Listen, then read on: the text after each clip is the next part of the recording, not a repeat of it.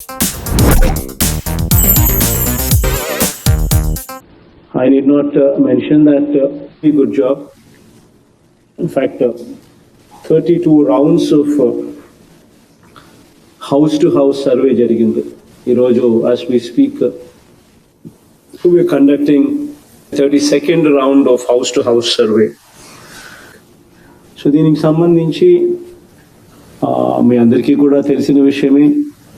There is a new variant we speak about that is being recently spoken about. Different names people are giving it. But whatever that is, Omicron or Omicron, whatever that is. So that is a new variant that is seeing the light of the day, which requires a little bit of caution because of its ability to percolate at a faster pace than any other variant. So ఈ బ్యాక్గ్రౌండ్లో మళ్ళీ కొంచెం గార్డెడ్గా ఉండాల్సిన అవసరము, గార్డెడ్గా ఉండాల్సిన పరిస్థితి కొంచెం is required. జాగ్రత్తలు తీసుకోవాలని అందరూ అన్ని జాగ్రత్తలు కూడా దయచేసి తీసుకోవాల్సిందిగా all the collectors are requested. Tracking and tracing of these people, especially foreign returnees, that is very, very important. Please make sure that every foreign returnee is monitored. They've got to, you should leave no stone unturned in ensuring that these people are properly monitored. You would have to know where they are. You would have to know how they are doing. You just cannot afford to just let them loose, which could actually result into another pandemic. So please make sure that every foreign returnee is closely monitored. 15.60 lakh houses construction అనేది జరుగుతూ ఉంది. The 15.60 lakh houses what have been initiated in the first phase for పేదలందరికీ ఇల్లు నవరత్నాలు కార్యక్రమంలో, దీంట్లో the number of houses that have been grounded are 10.72 lakh houses, close to 70%. So it's very important that the remaining houses are grounded at the earliest. So it's very important that these houses that are yet to be started, yet to be grounded, are revisited by the collector and identify the reasons as to why they have not been grounded as yet, and apply your mind and energy and focus into this particular area and make sure that every house that is being sanctioned is grounded. So this is one very, very important aspect. All grounding activities, the target set forth would be 31st January 2022. So 31st January kalla all the houses need to be grounded, all the sanctioned houses. The government is waiving off almost 10,000 crores of rupees. This is a huge amount. In fact, out of close to 15,000 crores of rupees, what actually are due, we are waiving off 10,000 crores of that money and facilitating this OTS. This would give them freehold title, meaning they would have the right, they would have the title to sell the property if they want the very next day, or gift it to somebody the very next day, or even pledge this property in a bank for any of their individual purposes the very next day. Scheme is a waiver of registration fee. In fact, the house and the property put together, in many cases, average is ranging from 5 lakhs to 10 lakhs. So it's very important that as proper awareness is created and properly it is spoken about. In fact, the people who are critical about this scheme might comment so many things. The worst part is, why didn't the previous governments not do it? Why didn't the previous governments not even waive, forget about the waiver of the amount of loan outstanding, but they never even bothered to waive the interest part. Forget about the outstanding loan part. These people who have not done even that, these people who have not even done to that extent are now commenting because they are anti-poor. They don't want this kind of rights over this property bestowed to the people, to the poor. That is the problem with these people. So this would have to be properly explained to every individual, and these people should be told about the benefits of the scheme. So far, the scheme is already started receiving good response. Jagannath Smart Townships. This is also one aspect which is being developed for the welfare, for the good of the middle class, middle income group category, where we are actually developing these lands, wanting to give them litigation-free titles, wanting to develop this land with all the infrastructure facilities made available.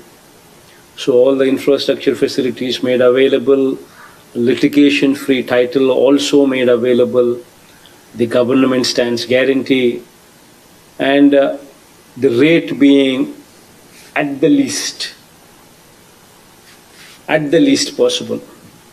So this would ensure that the middle income group category benefit hugely because of this scheme. Spandana grievances. This is one aspect where until and unless collectors own it up, this program will not be a success.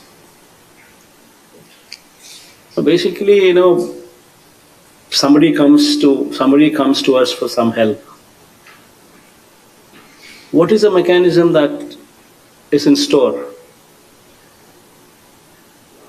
This is called Spandana. We've christened it as Spandana. We want to make sure that this mechanism, what is in place, really serves the purpose. And for it to happen, until and unless the collectors own it up, until and unless you monitor the quality of redressal, I once again repeat this word, until and unless you monitor the quality of redressal, we will never be justifying ourselves. We will never be doing justice to our jobs. The reason why I'm saying this is there have been quite a few cases, quite a percentage, where we have cleared the case, yet there is a reapplication coming in. Fair enough. Here there are two aspects. One aspect is there should be quality redressal at the very first instance when you dispose of the case. That's the first thing that needs to be improved. The second thing that needs to be improved is when somebody reapplies. That means you have rejected the case previously, now it has come back for redressal once again as a reapplication. In those particular cases, how are you dealing with that? These are the two very important things that are very, very important for this program to be actually serving the purpose. So it's very important that the collectors, the joint collectors, RBK, these people actually own it up. Because this is something which has never been done before. This is something what we are attempting now. And first time you also have a situation where even if that paddy is not of the best of the quality, broken, discolored, even this category of paddy also, Tadichina, Rangumarina, ఇటువంటి paddyని కూడా this kind of paddy also is being procured. Ultimately, these kind of initiatives that we are taking is to ensure that the confidence in the farming community, the farmers' confidence in the government, takes a huge leap forward. The quality of paddy, if it is to that required quality, if it is there to that required quality, every farmer should get the MSP, not 1 rupee less. The NREGS part, which spoke about, we're talking about Grama Sachwalayas, Raitu Bharosa Kendras, health clinics, and digital libraries. In these aspects, it's very important that by Ugadi, Raitu Bharosa Kendras and Grama Sachwalayas and health clinics, all these three are completed.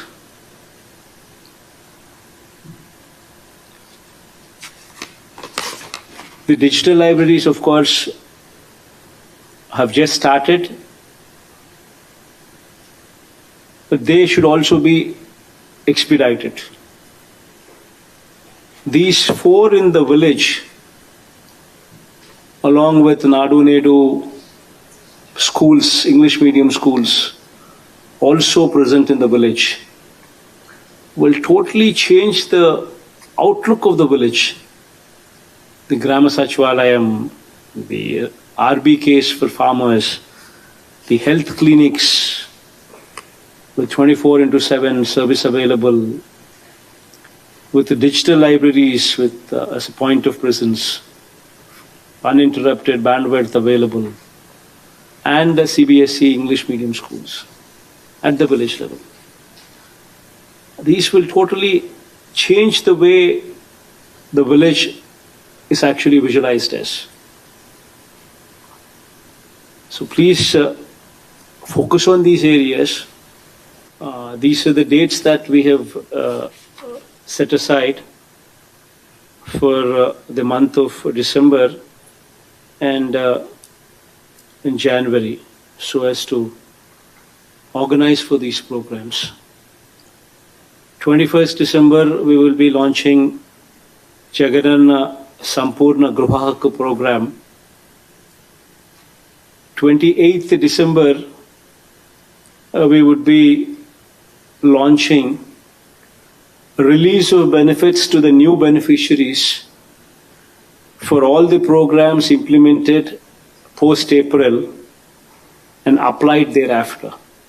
Every time the program takes off, we say, ఒక నెల extra time ఇస్తాము, అర్హత ఉండి ఏదైనా పొరపాటున miss out అయిపోయిందంటే please reapply, we will reverify and ensure that you don't miss out అని మనం చెప్పే మాటలకు every year, December month and June month, these are the 2 months that we have segregated to ensure that the entire backlog, whatever has been committed for in those 6 months, is attended to.